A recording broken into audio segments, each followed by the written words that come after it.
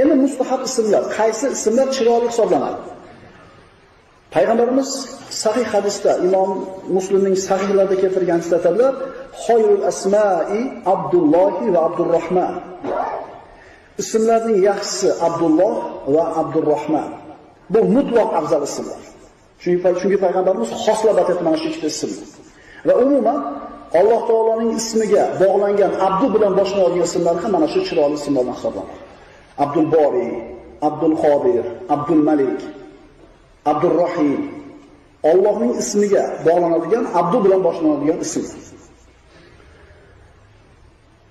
Yana bir hadisda inna khayral asma'i ma ubbida va hummida. Albatta ismlarning yaxshilari Abdu bilan boshlanadigani va hamd bilan aytiladigani.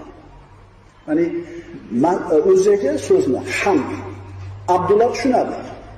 Endi 3 ta hamd ati bor: Ahmad, Muhammad, Mahmud. Bu uchala ismning o'ziga hamd kalimasidan kelib chiqadi va uchalasi ham payg'ambarimiz sollallohu alayhi vasallamning ismlari.